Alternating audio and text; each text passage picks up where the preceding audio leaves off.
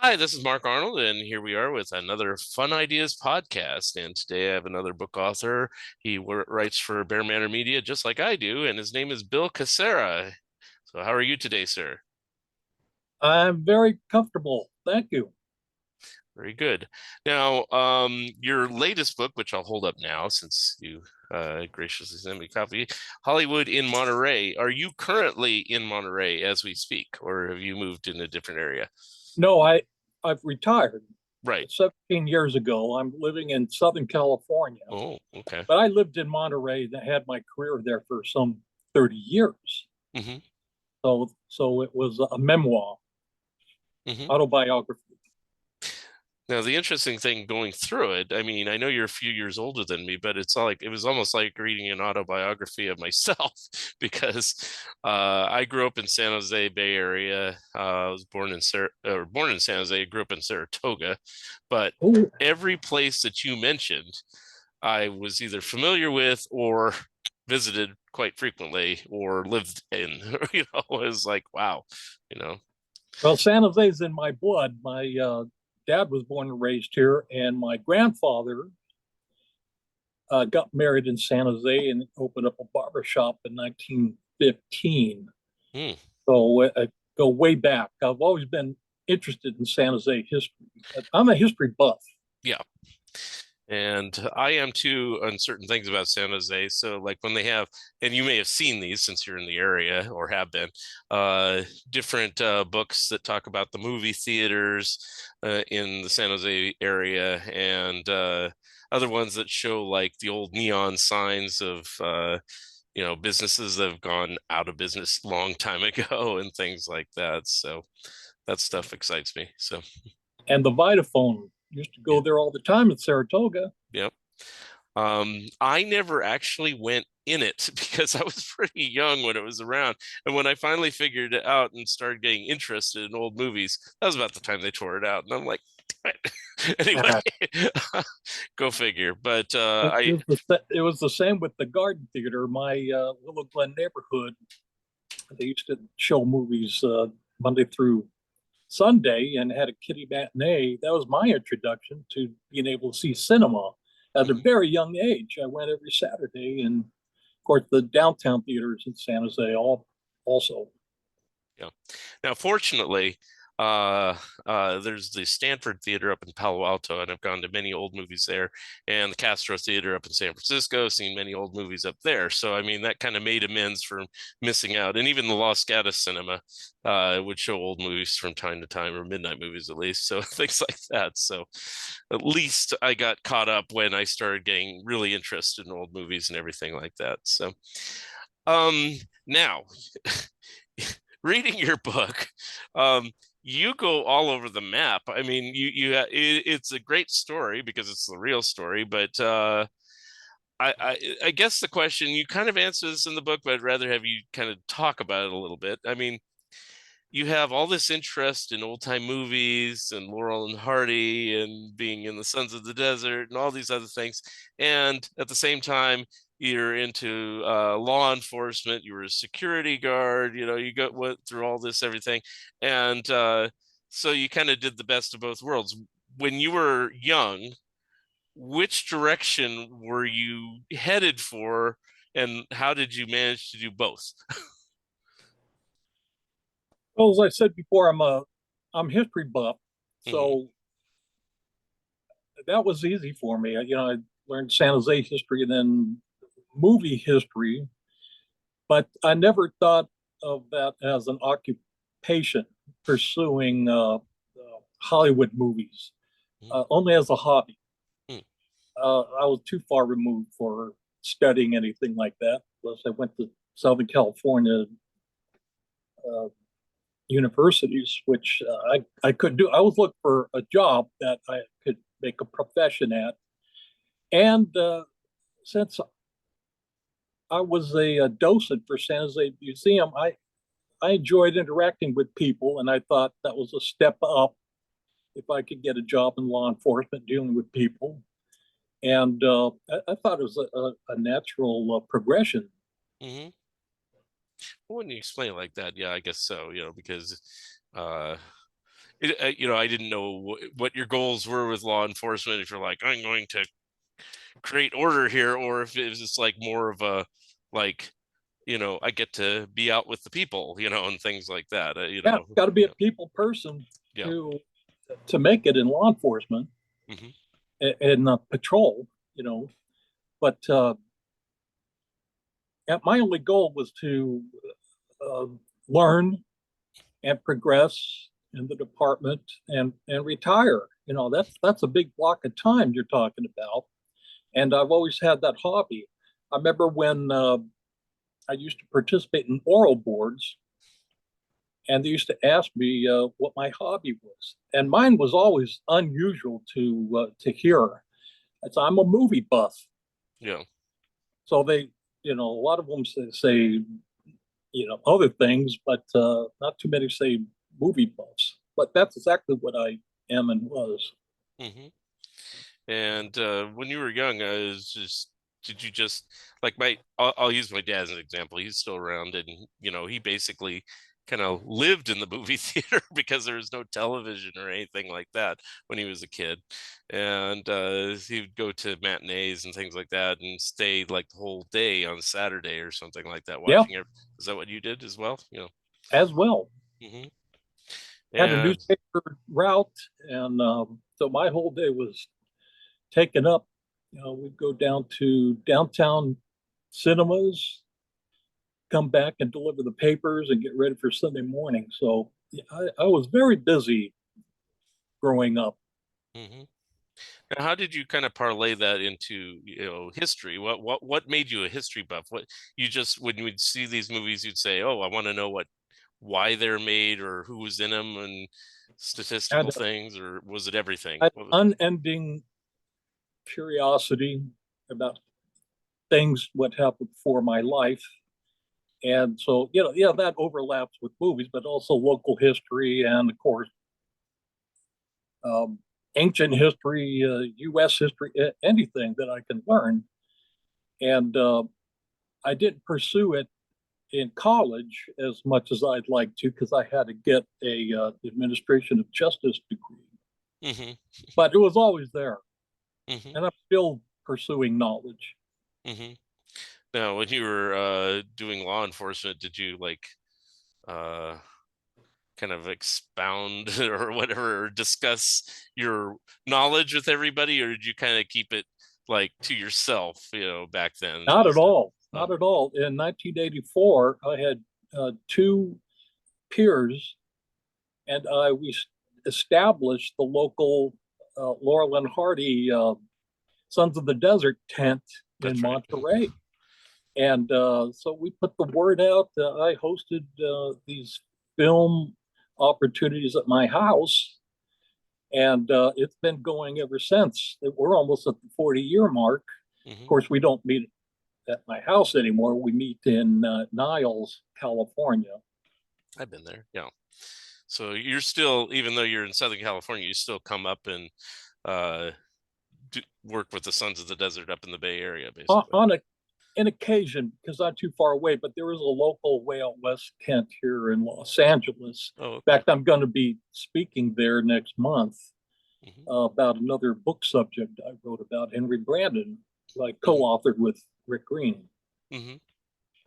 Now, I probably have the answer to this too, but I'm going to ask all these anyway because I've written a lot of books, but I tend to write books that about subjects that haven't been covered. I mean, since you started a Sons of the Desert tent, it would seem obvious. Why don't you write a book about Laurel and Hardy? But you have not. But what is your reasoning behind it? It's already been covered Yeah. in every which way, and Yeah. there's still people churning out things. And it's interesting you bring that up because I always had a point. People used to discourage any kind of book prospects about Laurel and Hardy. I remember hearing someone said, "Well, there's already been a biography written about them, Mr. Laurel, Mr. Hardy, and now they're both dead.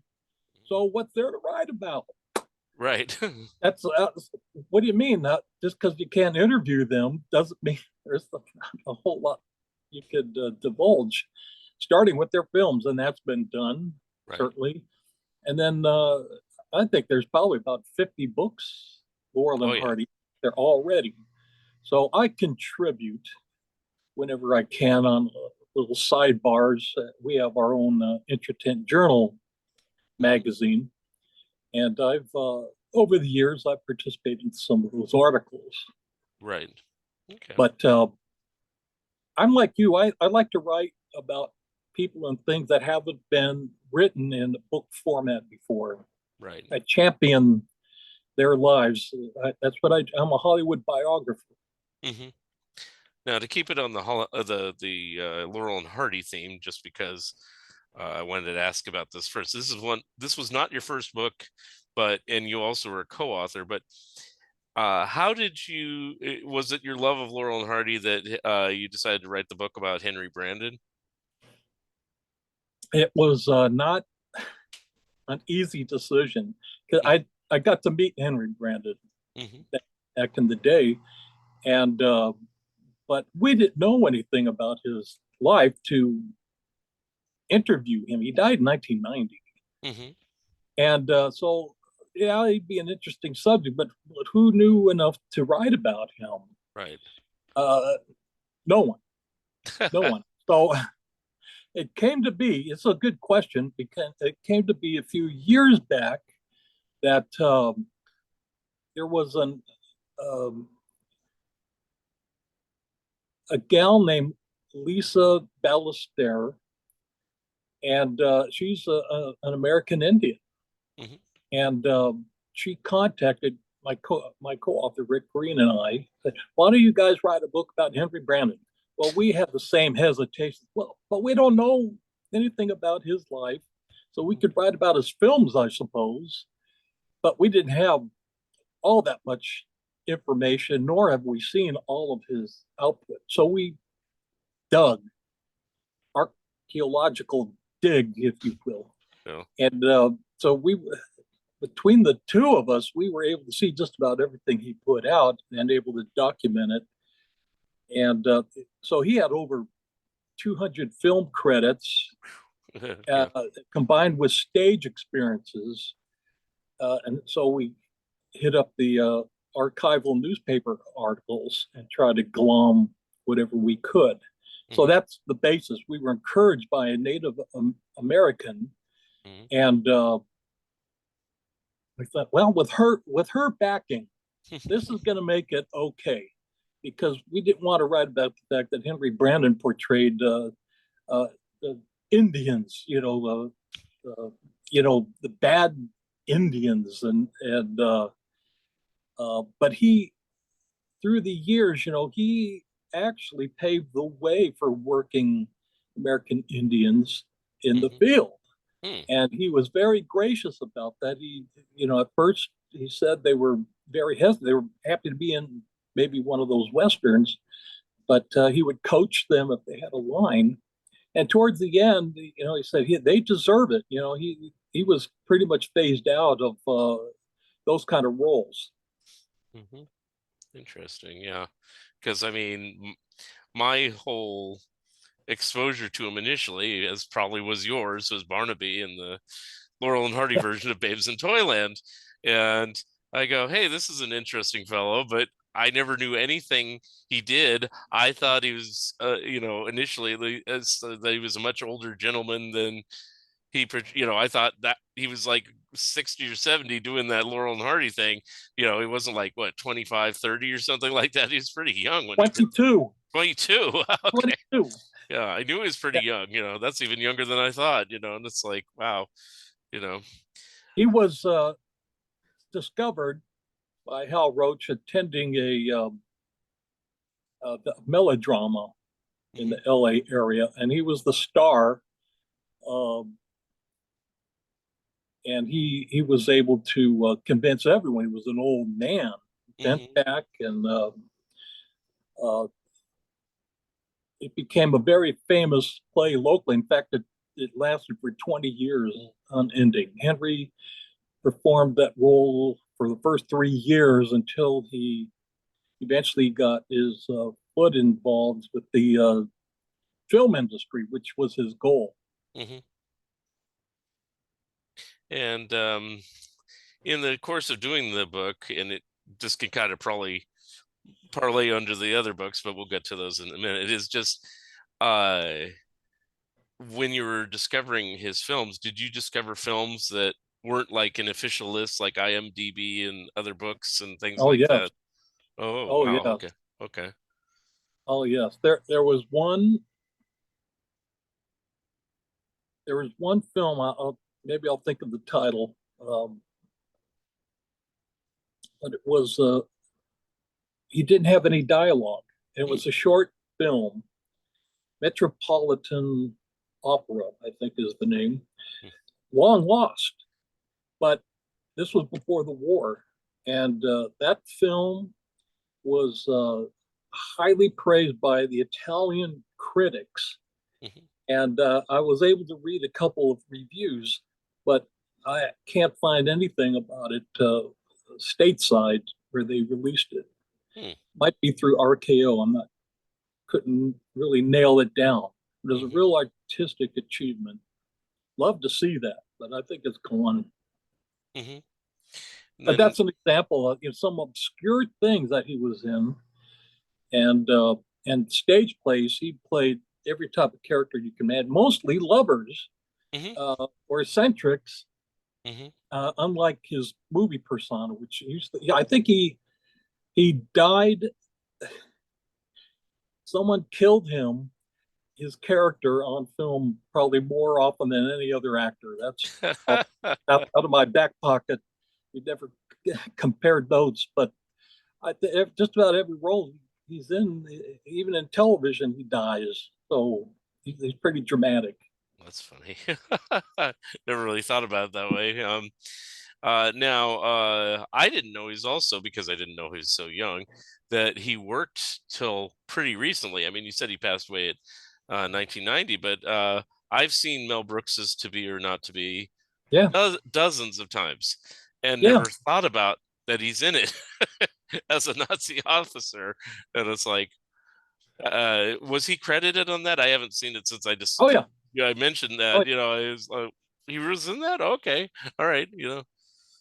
Henry was born in Germany, Hmm. so he could knock off those German accents. And in fact, he performed when he went to Stanford College, Hmm. and he also was in play. In fact, a few of them were performed in the German language, Hmm. and so he did his homework. He knew his stage work and how to talk, over the top German accents. So he got a lot of roles in movies, being the bad German guy. Hmm. And then I just kind of noticed this about Mel Brooks in general is he would tend to um, cast like arguably forgotten character actors into his movies a lot of times. Yeah, Uh, with I haven't looked at it that closely, but was Henry Brandon working all the way to the end, or was that pretty much his last role, the one I was just mentioning? there was one more after To Be or Not to Be. Was called Wizards of the Lost Kingdom 2. I don't think I've seen that one. Okay. Oh, Not too many people have, but okay. he played a bad guy, over the top bad guy in the Hmm. beginning and end. So, and his face is prominently featured in the posters that they put out at the time. But those were typical Henry Brandon little cameos. But I think that was his last movie. We were friends during that time, so he used to give us updates. Hmm. What was he like in person? I mean, I only know him kind of like as Barnaby, really, and it's like I know that's a part, so he's not really that way. But Yeah. how did he kind of act in real life? I mean, Well, to us, let me put it in better perspective. Henry Brandon probably thought of us as a bunch of kids, which Ah, we were yeah. compared to him. And we wanted to know about Laurel and Hart. Tell us about Laurel and Hart. Tell us about. But he had so many diversified roles. He didn't try and teach us or point us in different directions. That was for us to figure out later on. But he made the serials with the Fu Manchu character, Yeah. and and like I say, over hundreds of roles. So we didn't know that much. Hmm. But as a friend, he was a phone call away. When he went on the road, he'd write a postcard, and he appreciated the Sons of the Desert. We treated him like a big celebrity, but like what he was and deserved. A nice guy, Yeah. but he could be intense as well. Interesting. Apart from the Laurel and Hardy film, was his biggest role possibly in The Searchers or the John Wayne film? Or am I misthinking that? Did he have a big part in The Searchers? I don't Yeah, remember. yeah. He Yeah. he played the Native American, Okay. the one that kidnapped Okay. the Okay. girl, Yeah. Because it's been a and while but since I've seen it, so I don't remember seeing it. no, yeah, I should you have can't. watched it before I did this, but it's like I figured I could ask you and you could tell me. But yeah. Oh, you couldn't put a photograph of him in character with him and Barnaby, and even film buffs never realized that it was two of the same people, but Hmm. two different uh, characters. When you talked to him over the years, did he like those type of roles? I know some actors they love the dressing up and the makeups and things like Anthony Perkins was one of those ones. He didn't like being himself. He liked being behind the mask, behind a role or something like that. Was Henry like that? Not necessarily, but he did say he preferred stage Hmm. over film. In fact, one of the quotes we put in the book was someone asked him, "Aren't you a movie star?" And he said, "I'm not a star. I'm an actor, not a movie star." So that's where his feelings lay. Hmm. All right. Well, moving on from him, two of your books are related to a different comedy group or team or whatever is Three Stooges as opposed to Laurel and Hardy. Do you have like a similar equal love to the Three Stooges and maybe other comedy teams? Oh yeah, Which is okay. So you're oh yeah. well rounded all over the map. You're not just I Laurel and grew up Hardy. with all that, Hmm. so whenever someone wrote a book or an article that came to me, yeah, I would read with interest and try to learn. But it came to a point where I was interested in the history of the Three Stooges, how they came to be. Hmm. And the only reference we had was Moe's autobiography that filled in some gaps, but some things didn't match up. Right. So, it all started with a fellow by the name of Ted Healy, a big Hmm. vaudeville star, Hmm. also played on Broadway. But it's a long story, but eventually he got Moe, Larry, Curly, and Shemp, and created part of his act. He was a star. He was a singer, comedian, and uh, and the boys joined him. Then they branched off, as most people know. But Ted Healy was the founder. He's the father of that act. Hmm. He invented the characteristics of each of their film personalities. Hmm.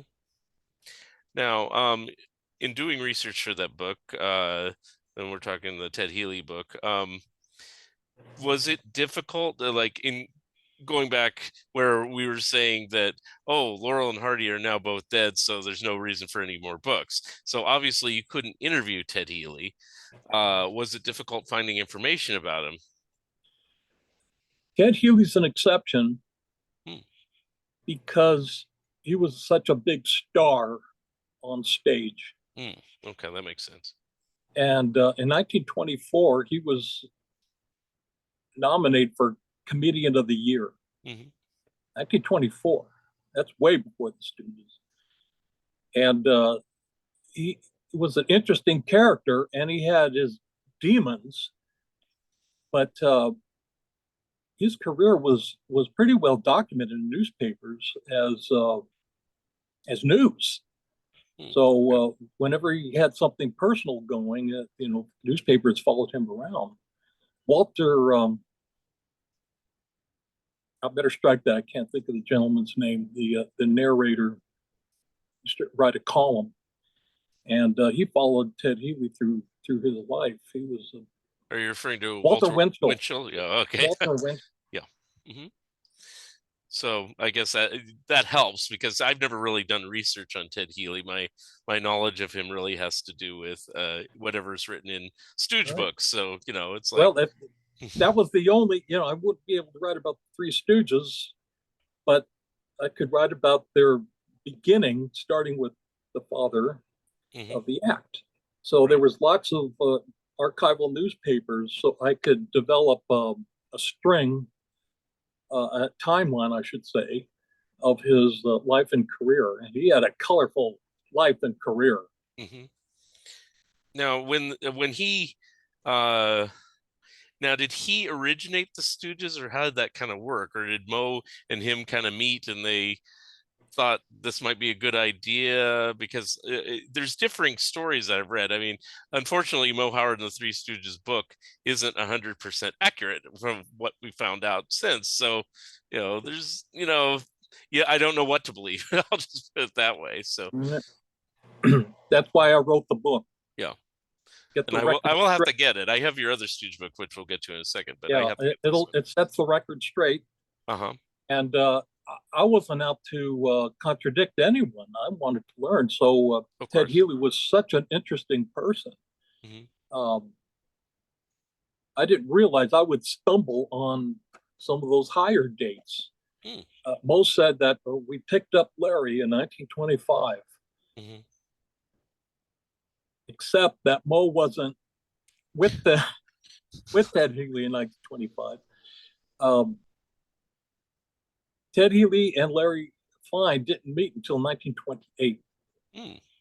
1928. It's so found not only newspaper article but a little ad uh, where Larry was performing, and so it's a long story, but Yeah. it's told in that book. But Hmm.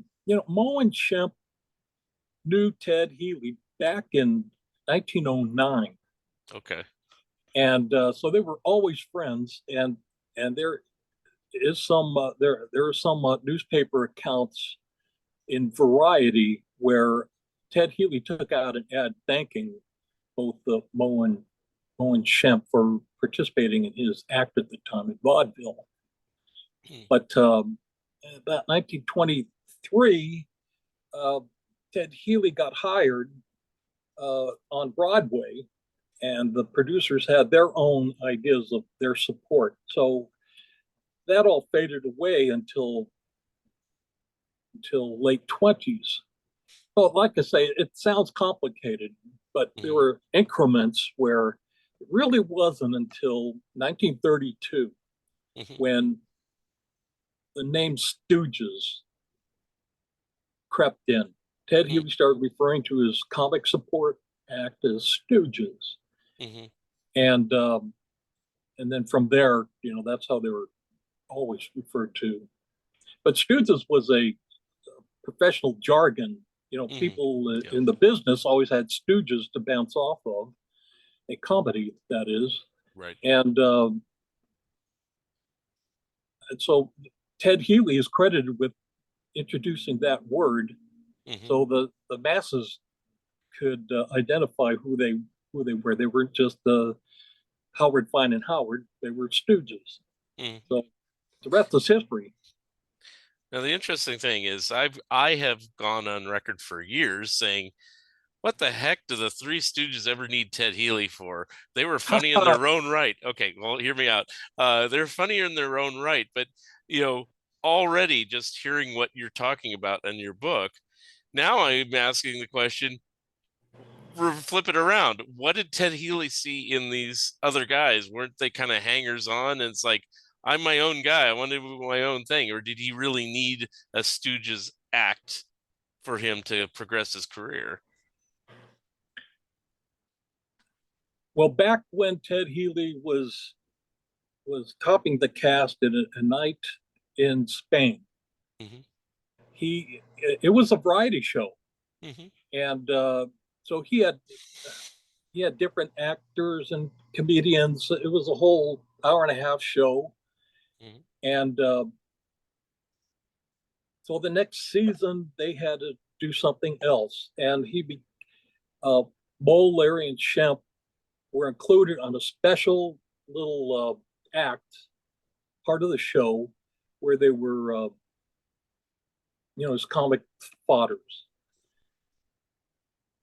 And Ted Healy remembered that. So when the Depression hit, everyone was scrambling for work.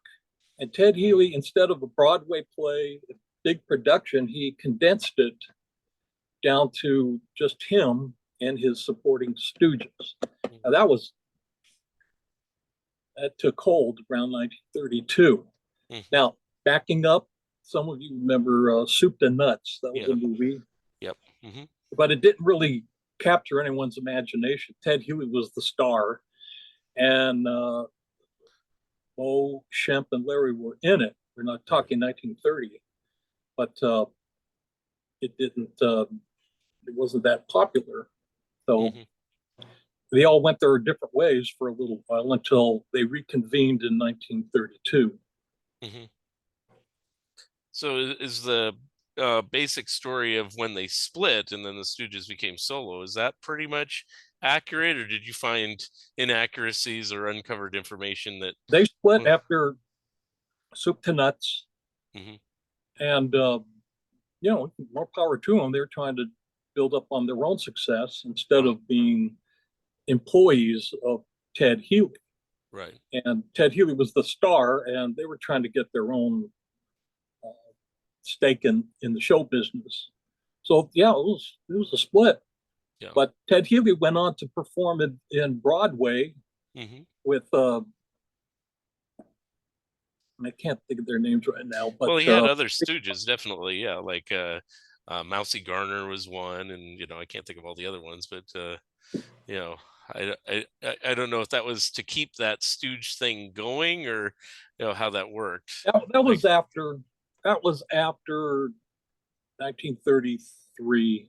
mm-hmm. They called them replacement students, but uh, I could make an argument that Mousy and the others were original Stooges because that's the first time their name was associated with that word. We're talking Mm-hmm. 1931. Yeah. Um, no, it was he was Ted Hughes was such a big star, and he had I have about 10 or 12 quotes from other comedians that they Mm-hmm. said Ted Hughes was the guy with the ideas, with the energy, with the talent, Hmm. and as I mentioned before, he established each of their personalities, characteristics of Mo, Larry, Shemp, and Curly. So that's pretty good. Hmm. Okay. I'm definitely gonna have to check this book out because you're revising my opinions about all this. I'm very open to, yes, that one. Nobody's stooge Ted Healy, so I will definitely be buying that before the year's out. Now, on his own, it seemed like Healy seemed to get some decent roles where he was with, like he worked against or opposite Clark Gable a couple times, Robert Montgomery, Joan Crawford, Jean Harlow, just various. So, had he not died so young, where do you think Ted would have gone? Let me backtrack. Okay. I'll get to your question Sure. because a lot of people are confused on this. In 1933, uh, Stooges were under contract to him, and Ted Healy got a contract with MGM. So Stooges were still Ted's employment. Right. So in February of 34, MGM said, we can't figure out what to do with these Stooges. They already played as children a couple of times, so they weren't interested in them, Mm. and they retained Ted Healy as one of their character actors. So he made about 40 movies in those 5 years. Actually, less than that, 4 years. Mm. So he was with all the A stars. So when he died, he had the world would have been his pearl if he had been healthy. Mm. Radio was beckoning him. He was a natural MC, and he could have, whatever character role he played, a lot of different ones for MGM. But he was always kind of the hard, brash guy. I Mm. see a lot of, Mo used to describe himself as a third-rate Ted Healy. Yeah. So that's how much that was just a one dimension part of Ted Healy was the enforcer, like Mo was. Mm. But Ted Healy had a lot of range. MGM recognized that, and he had a national following. Uh, uh, Magazine articles following Ted Healy. Mm-hmm. So we just forgot. We were born too late to appreciate that. But what he could have been, not a leading man. He would maybe wound up on radio. Certainly, early TV. He was young enough. He would have been able to pull off just about anything. Mm. Interesting. Headlining. Hmm. And what was I going to ask about him? Oh, I know. So in your research, and you don't have to reveal what this is if you want to keep your book a little mystery, but there are a little bit of conflicting circumstances surrounding his death. Did you uncover anything that makes what definitively happened? Like you said, this is probably like 99% accurate than what happened, not all this rumor and everything else when you were done. That was one of the reasons I wanted to write that book. It's Yeah. coming from law enforcement. I thought I would have a pretty good take on whatever the facts there were, Right. contradictory as they sometimes seem to be. So that was one of the first things I wanted to establish. If he was murdered, I would have jumped right on that and supported the facts. Mm-hmm. But I wrote a whole book about this. So to condense the topic here, Ted Healy, he was an alcoholic. He was probably had some mental problems. Now they take medicine for it. Right. And he was not murdered. He was not murdered. Someone made that up Mm-hmm. in the 80s. Wallace Beery murdered him. Right. Oh, is that juicy? What? What? He wasn't even there. So Mm-hmm. that night, Wallace Beery got punched in the head at the Tropicana. Mm-hmm. And I can't think of it, Broccoli, the Mm-hmm. person that later produced James Bond's Oh, film. Tubby Broccoli. Yeah, Yeah. yeah. Ted was at the Tropicana celebrating the birth of his only son, Mm-hmm. born just a couple of days, Mm-hmm. and he was on a binge drinking. And anyway, he got struck in the head, and so he went under doctor's care. But I'm reading coroner reports and see the photographs, and the coroner divulged that his wound on his head was superficial, Mm-hmm. but they did an autopsy, and there was no bleeding on the brain, no, and it didn't expand. You know, so they discovered the true cause of death. It was nephritis of the kidney nephritis, liver problems, and he'd probably been suffering uh, pain for a long time. And so he used to subside the pain by drinking more. And it was a shock to Hollywood when he died. And everyone, even the freelancers, were sniffing around trying to, there's a period of time after some celebrity dies, and that's true of this era as well, to the coroner's reports of what happened. So there's rumors. They go to the Tropicana and they ask around, and did anyone see this? So, like I say, I condensed all that into whatever was written about at the time. I put into the book. Most people come to their correct decision when they're reading the facts for themselves. So I hate to say, no, it was untrue, blah, blah, blah. Read for yourself. Yeah. I lay out all the facts. Mm-hmm. So I hate it when people just say, oh, he was killed by so-and-so. But, well, it wasn't a homicide. If it was a homicide, they would have followed through. Yeah. And they did. It was dropped, Yeah. That's how these things work. Yeah. Well, at least it sounds like you found definitive proof from your research. It's Right. not like the George Reeves Superman case, which is still seemingly up in the air after all this time. But That's a uh, different topic yeah, altogether. yeah, we won't go into that. That's a whole nother Yeah. thing. But I'm glad that you were able to find that. I do that in my own research, and I'm very happy. I suppose it gives you a sense of gratification that you go, I found out the truth here, and what really happened.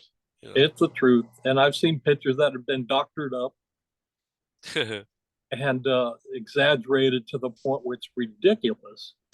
But it's all I know. I have colleagues that took a look at it as well for me and their opinions. And so there's always conspiracy theories that you can just discount. Mm-hmm. Very cool. So, like I said, I'm gonna have to get that book. Now, the other book that's related to the Stooges, I have read, and it is a really good book. The Vernon Dent book. I don't know if you have that to hold up. If you don't, that's fine. Vernon Dent, Stooge Heavy. And as I was saying before we started the show, for some reason, Ben Omar, our respective publisher from Bear Manor, when that book came out, he says, I need some people to read and review this book. And I said, I'll take it. It's Stooge stuff. I'll read it, And I was fascinated by it because I didn't know anything other than him working with the Stooges. I mean, I kind of guess I did know he worked with Harry Langdon, but beyond that, didn't know anything. And it was fascinating because I thought, it's like, is there enough information about it's like Ted Healy. Is there enough information out here? How was that to work on as a project? Were you worried that you wouldn't find anything again, or did you already have your references lined up? Well, before I commit to a book, uh, if I have an interest in someone, I'll see what information's out there. And I will tell you, there was nothing on Yeah. Vernon until Ed Watts and Ted Akuta wrote their Columbia Shorts book.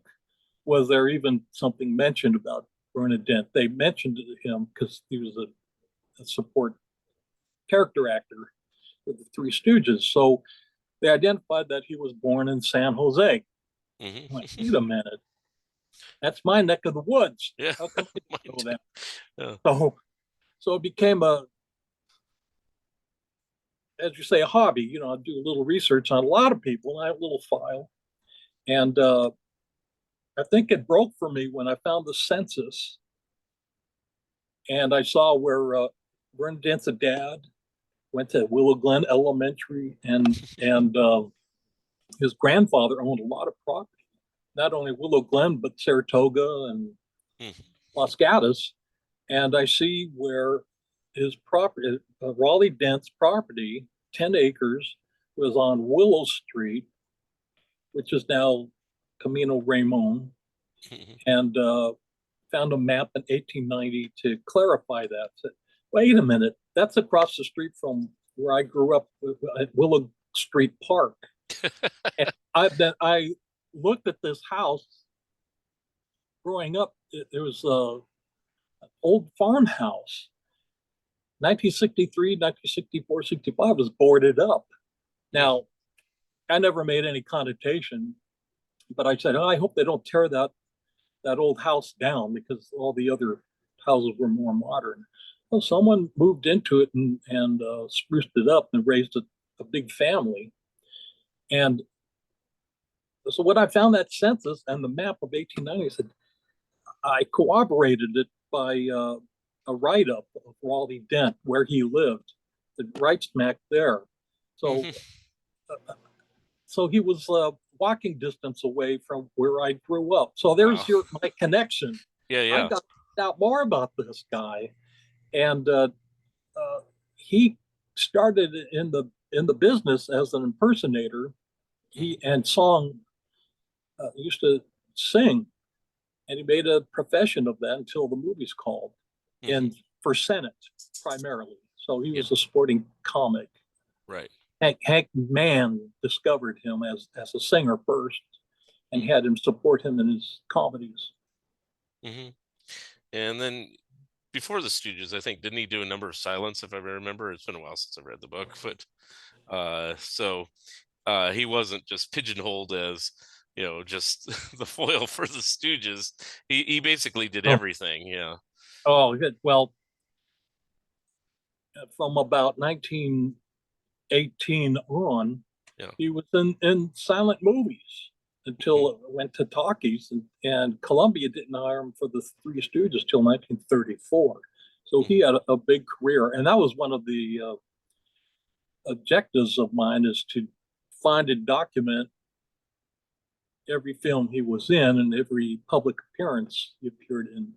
hmm Yeah, that's a lot of research. I was Yeah. lucky. And similar to the Henry Brandon film, I assume you found a lot of films that nobody knew about and things like that in your, Yeah, yeah.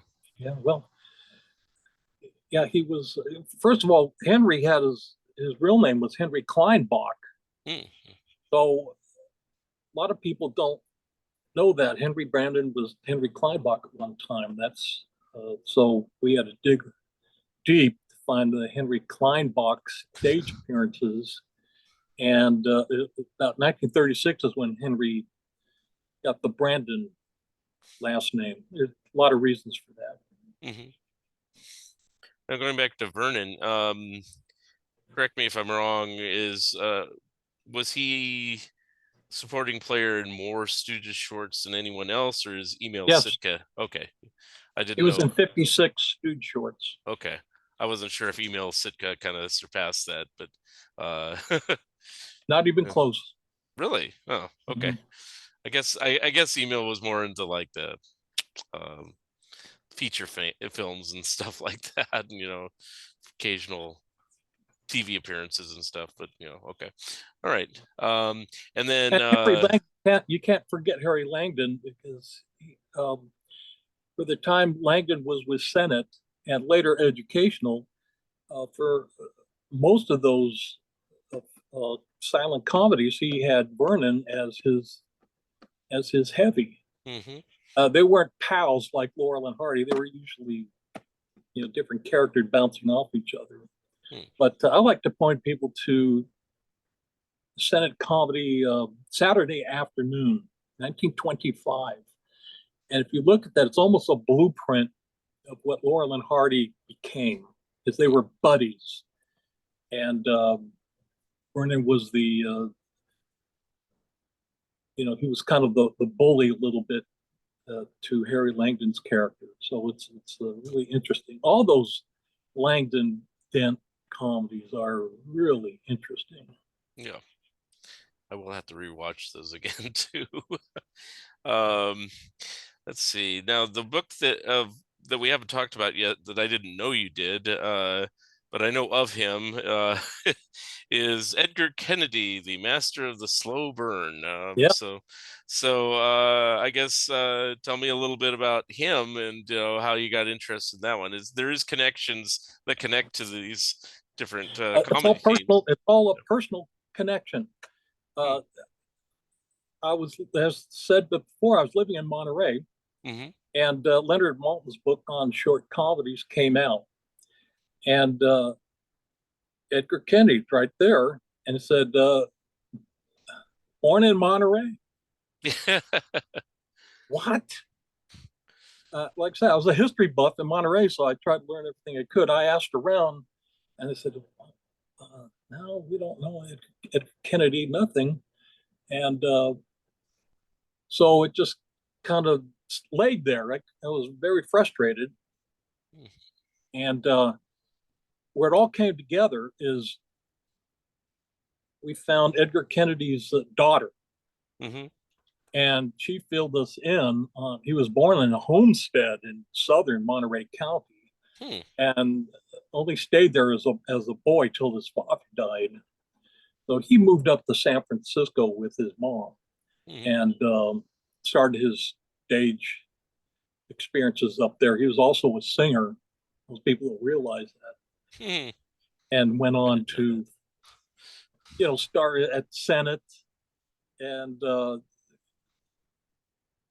later on RKO picked it, and he went to Hal Roach. That's where most people first recognized him working with Yep. Laurel and Hardy and our gang kids.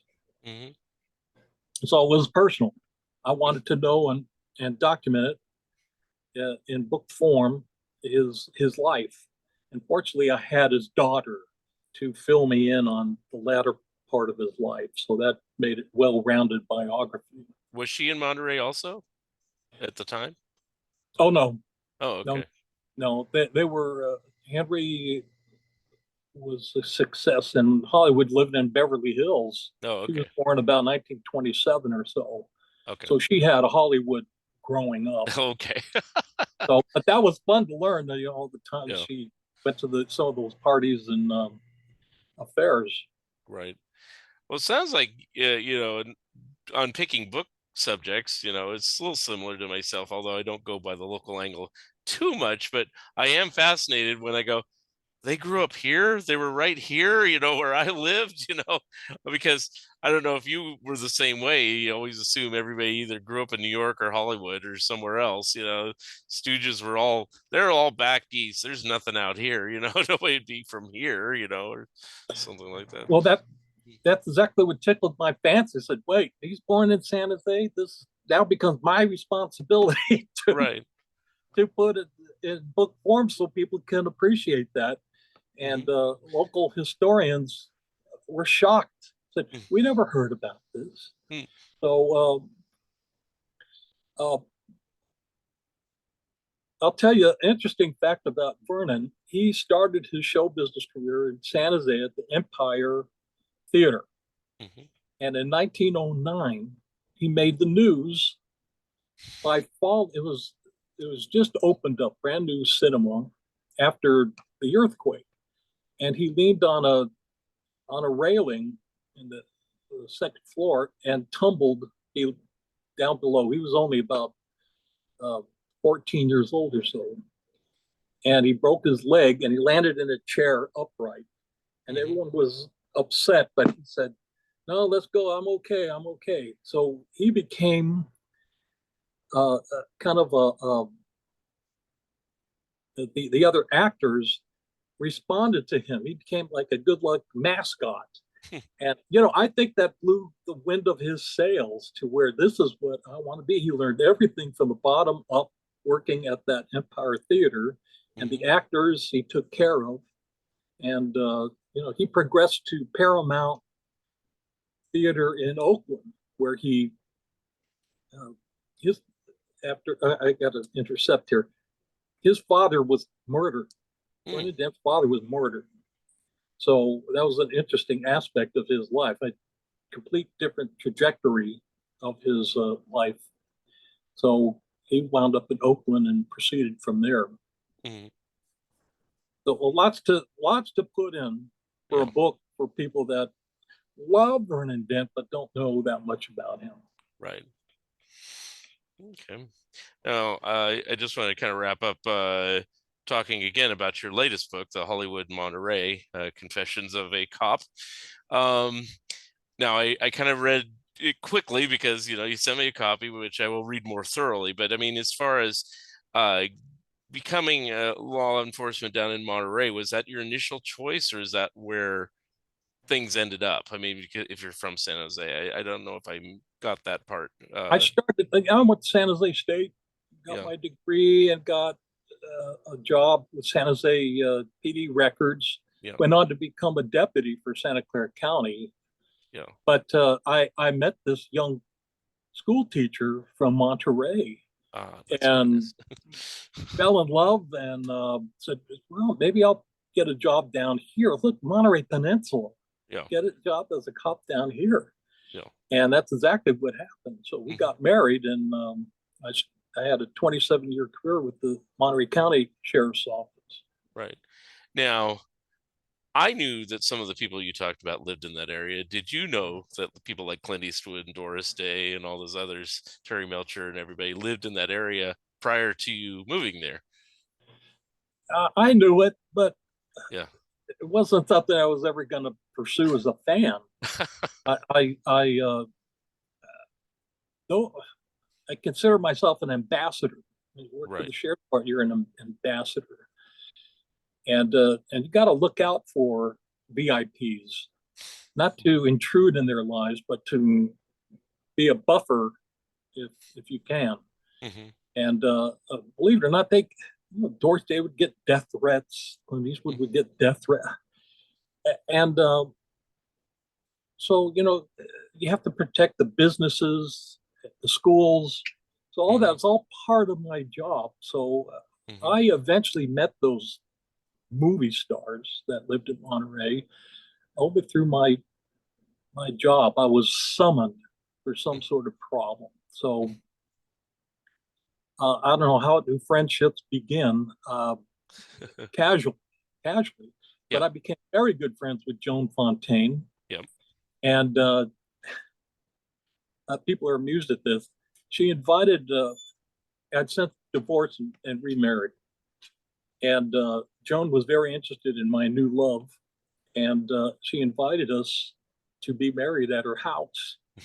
So we said, okay, we're, we're going to do it. And we did.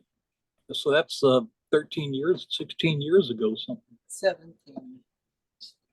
17. Thank you. I didn't want She heard you talking about. But so I guess you probably figured out Joan Fontaine has another connection. She lived in Saratoga, where I grew oh, up. yes. So it's like, and of course her sister is Olivia de Havilland, and things like that.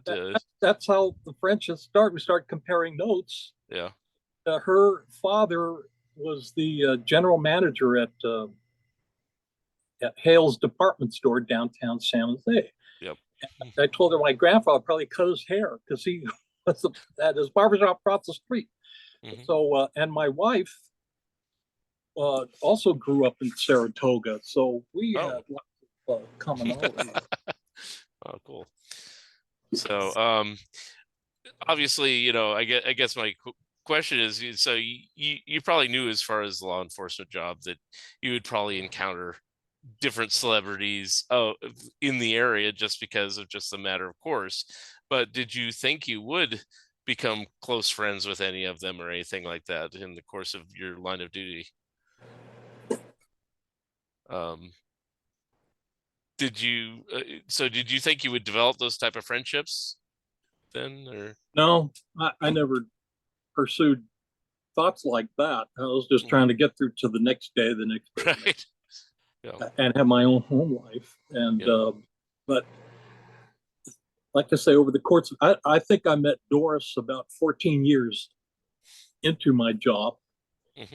Doris Day and her son Terry Melcher.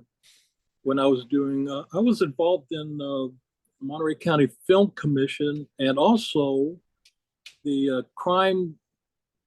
Uh, there was a nonprofit organization that supported law enforcement, Crime Stoppers, Hmm.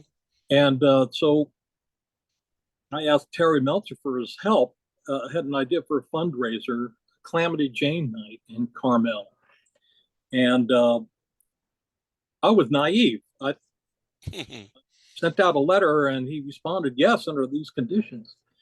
And people told me, well, she has never responded that since she's been on the peninsula. Wow, so this better be good. So I got interviewed by the Hollywood Reporter, and the Wire picked up on it. So we had people coming to that Calamity Jane night that Doris Day and Clint Eastwood came and talked to the audience. It was a big success. So I'm very proud of that. Very cool. Yeah, my connection to all that whole thing, I met Doris Day once, but my connection, I used to do video shoots down at Pebble Beach, and so Clint was always there, and a number of different pro-am celebrities would show up. Oh, yeah. And so I got to meet Jack Lemmon. I'll just rattle some names off. Oh, yeah. Huey Lewis, the George Lopez, the Dennis, what is his name? I think Dennis Quaid, if I remember correctly, the other guy who dances for with the Wolves. I can't think of all the names, it's like, so, did you have anything? Go ahead. I have a story about that with Jack Lemmon. Yeah. We had a Fairway One house that during the Crosby and later the AT&T is where a lot of the VIPs hung out before and after the event that day, the tournament. And I was usually assigned at that place. It's just opposite the first tee. And the year before, we had a deputy put in that position. He didn't know anyone from anyone. It was strictly law enforcement. Yeah. And Jack Lemmon came walking up, and he wearing a red sweater, when he was coming towards and he was challenged. He said, "I'm sorry, you have to have credentials to come in here." And he said, "And I'm Jack Lemmon." Nothing to this guy. He said, "I don't care if your name's Jack Grapefruit. You can't come in without credentials." Oh, embarrassment. So that word got out, and I said, I'm working back there next year, and the same scenario where I was looking out for Jack Lemmon this time. Yeah. And I saw him start approaching me, and he caught me visually, and he went like this. And he turned around. He was going to go back to his hotel and get his credentials. I said, "Jack, it's okay. Come on back." I escorted him in. It helps to know. Yeah. It helps to know. So we may have inadvertently crossed paths over the years just because of me being there. I was running the camera. I had a friend named Dane Andrew. He was actually doing the video production, and we'd shoot interviews and everything that were on Entertainment Tonight, all the usual suspect type shows and things like that. So I did that for a number of years, about 20 years. So, Oh, good. I think the last time was about 2005. So it's been a while, but, used to lug all the big camera equipment and all that stuff. So, and it was always a pain in the neck, probably thanks to you, that we had to get all our press credentials and everything. And it was always like, jumping through hoops to make sure you had all the correct ones, or you'd be escorted off the property, sir, Now, Yeah. at what time I was the public information officer for the sheriff's department. So I had a lot of stressful incidents that occurred, and I was the spokesman for the sheriff's department. So a lot of that is also in the book. It's not just celebrities. It's a lot of my law enforcement career interspersed and overlapped with celebrity encounters. And after I retired 13 years ago, I started to think, I had a pretty colorful career. I'm not unique in that. I think every deputy in Monterey County should write their own book if they're inclined, but take a lot of dedication. And as a history buff as I am, I decided, I could chronicle at least this period of time with my involvement. So maybe have something for my kids down the road if they decide to read the book. Well, I'm not sure. Say that. Go ahead. You're not sure what? Well, that was a little humor. That, I'm not sure if my kids have finished reading my book. They don't want to finish it, so I Oh. don't know. Well, well, I found it kind of rather fascinating because it's like, I hate to say it's just kind of a stereotype. It's like it always seems like if somebody's in law enforcement or anything similar to that, or being a doctor or a lawyer or something, there's no interest whatsoever in anything creative or anything like that. Uh, but I have lawyer friends. One of my co-authors, he writes books all the time, so it's like, Yeah, it of course happens, but I don't, the natural thought is it's like, you know they're too busy being what they're doing to have creative impulses and thoughts and have outside pursuits and hobbies, but we're not machines. yeah, We're I not robots. You know. need something to stabilize your. I like to laugh. Yeah, I think like a comic. What situation can I get a laugh out of? yeah. And I think that helps balance, especially in law enforcement. People in law enforcement laugh the loudest and longest compared to most other professions, in my opinion. I've seen it. Hmm. They want to laugh. Yeah. And that's, I think that helps in your writing style from what I've seen.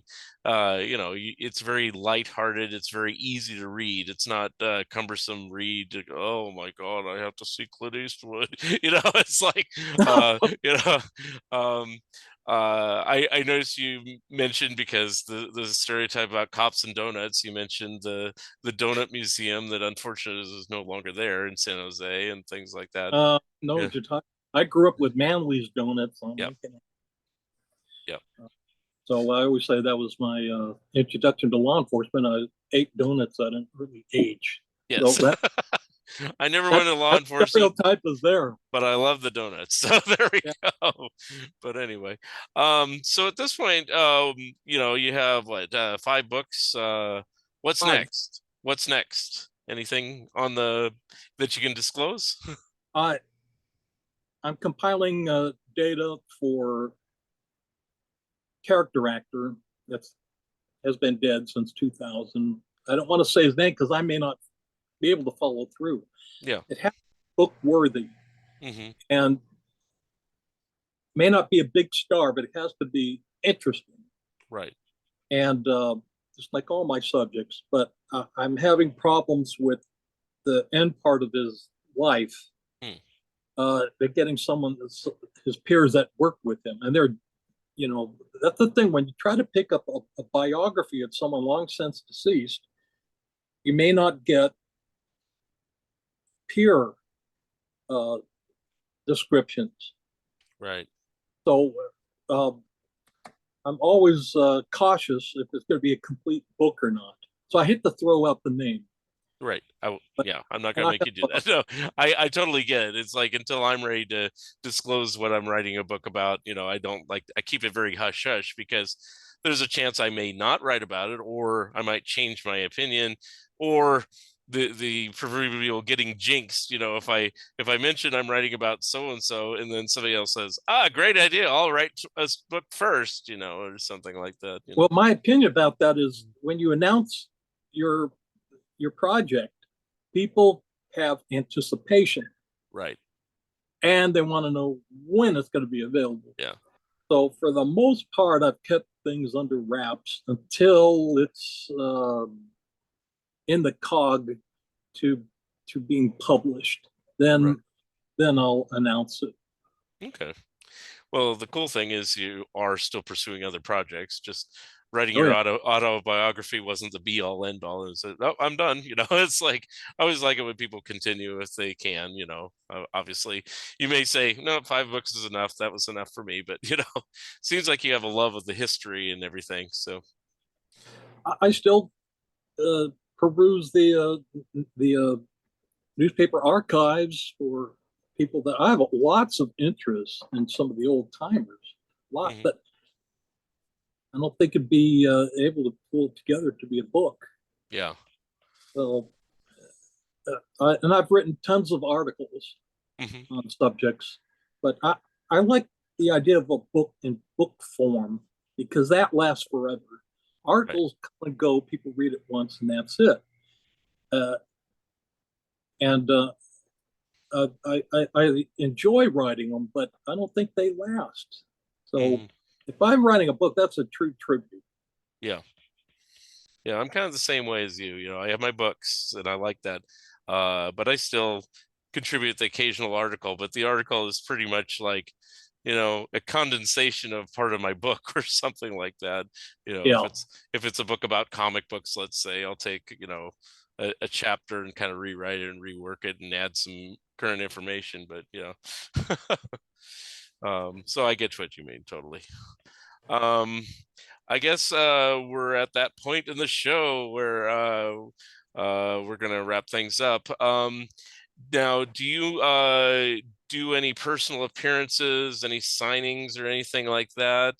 And also, if you want to promote any or all of your books, go ahead. How people can find you or find the books or where you're going to be. So go ahead. Um, December 4th or 5th, I can't quite remember. I'm going to be at the Way Out West tent in Los Angeles, and they show Babes in Toyland. So I'll be there with my co-author Rick Green, who's also the Grand Chief there. Hmm, So after the pandemic, this is the first time they're going to show Babes in Toyland in many years. So it's going to be extra special this time because the book has been released since the last time they showed it. So, right. and they always draw a lot of good film buffs and Laurel and Hardy people as well. So I'm looking forward to that. So Mhm. tonight with you, this really helps kick it off. Very good. And where do you get all your books? Are they all through Bear Manor Media, or are any published by other publishers? They're all Bear Manor Media. Okay. I think my Edgar book came out in 2005. I Wow. think one of the first books that Ben Omar published. I could be wrong, but I was right there towards the beginning. Yeah. That's He be convinced me. that's before my first book. My first book with is from 2009, so I didn't know when he started, but it's like I knew he had a few under his thumb already. So, uh, and if people want to get a hold of you, ask you questions, what's the best way to reach out to you? I'll give you my email. Okay. It's slowburnbill at AOL.com. Mm-hmm. Of course, that's a tribute to Edgar Kennedy's mannerism. Mm-hmm. He would use his left hand and rub his face, register dissatisfaction. And he made about 100 of those silent comedies at RKO, where he was the average man. Mm-hmm. So it's my tribute to him. Very So good. everything goes back to the Edgar Kennedy book. That wasn't published. I never would have pursued any other book projects. So that was it. Wow. Okay. Sounds good. Well, it's almost similar to mine. If I hadn't worked with Ben Omar, who saw my article about Underdog and Tennessee Tuxedo, Ah, ah, he said, "Do you think you can make a book about the studio based on that?" I go, "I think so." I just kind of said yes, even though I didn't know if I could, and because I had only done a couple interviews, but I managed to get about 8 or 9 interviews once I was done. So then I go, got a book. out of book. Yeah, And got to do your now homework. now it's easy. It's like, every time I do a book, he says, "What do you want to do now?" It's like, how about this? Well, that's what happened with after I got done with my first 4 books. Ben asked me, "What's your next project?" Uh, I wasn't ready to do any other biographies. I said, "How about an autobiography?" He said, "Well, Uh, we don't do that." I said, "Let me send you a few things." And he said, and after he said, "I apologize." yeah. He Yeah, loved the I book. didn't ask that because I was wondering about that because I know there's certain books he doesn't do, and I was Yeah. like, wow, you got an autobiography. That was pretty cool. But the story is fascinating. So, I think Ben should always take that into consideration. If it's somebody has a dull life, well, don't publish it. But yours is fascinating, So Well, I'm not a celebrity. I'm just a yeah, working stiff, yeah, with appreciation. But you're taking that time frame that things were pretty colorful, yeah. and but a good dosage of humor in there from my perspective. So even my peers have complimented me. A lot of them are very shy. Hmm. All right. So it's a book for everyone. Yes, and I'll hold it up since I have it again. So here we go. It's Hollywood and Monterey Chronicles of a Cop. I got that wrong. Confessions of a Cop. Chronicles of a Cop. But you've written a book about Vernon Dent, a book about Edgar Kennedy, a book about Henry Brandon, and a book about Ted Healy. So, I would say, even though I haven't read all of them, they're all worthwhile. I know at least two of them are worthwhile, so I'm sure the other three are great too. So I'm gonna have to get my money together and start buying more books. So anyway, I thank you, Bill Cassaro, for being a guest on my Fun Ideas podcast. It was a pleasure having you, and we will see you next time on another episode. Thank you, Mark. It's been a pleasure with you. Thanks. Take Have a good care. night.